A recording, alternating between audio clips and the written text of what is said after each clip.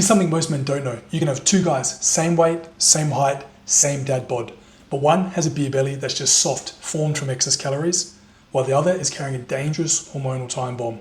Stick with me because today we're going to break down the difference between a beer belly and a hormone belly and why knowing which one you've got could literally save your life.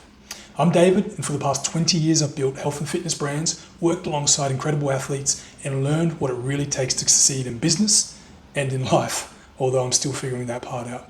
And trust me, what we're covering today isn't just about abs, it's about energy, hormones, and long-term health. All right, let's get started. The classic beer belly. This one's easy to spot. It's soft, it jiggles, and folds when you sit down. It's what doctors call subcutaneous fat, the fat that's just underneath your skin. And yes, it usually comes with too much food, too much booze, and not enough movement. Here's the thing though, while it's not ideal, it's usually more of a cosmetic issue than a death sentence.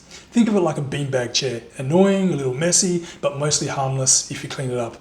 Cut back on the pints, clean up the diet, move more, and over time it shrinks. But then we've got its evil twin. Now here's where things get serious, the hormone belly. This is firm, round, and pushes out like a basketball. You can't grab it, you can't jiggle it, it just sticks there.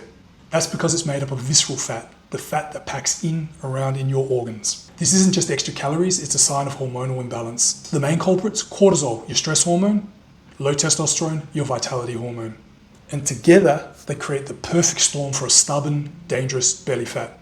Here's a stat. In Australia, the AIHW, Australian Institute of Health and Welfare, reports that 2/3 of Aussie men are overweight or obese, and visceral fat is the most dangerous fat they carry.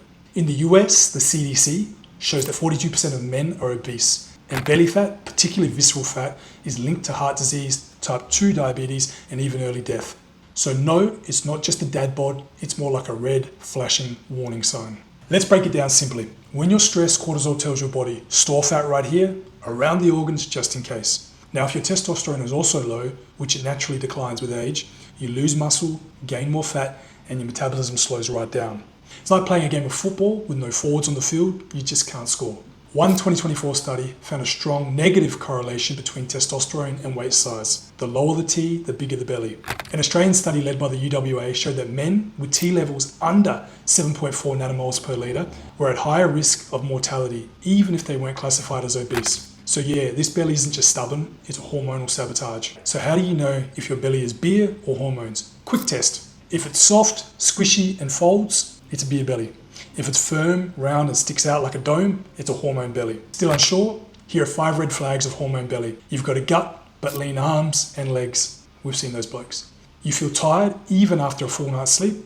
Your sex drive has flatlined. You gain fat easily, lose it painfully slow. You're under constant stress. If that's you, it's time to test, not guess. Here's the tough truth. You can't crunch or cardio your way out of hormone belly. You've got to fix the root cause. Here's the cheat sheet. Sleep 7 to 8 hours per night, non-negotiable. Protein-rich diets, stabilize hormones and metabolism. Cut the crap, don't be an asshole. Less alcohol, less sugar, less processed food.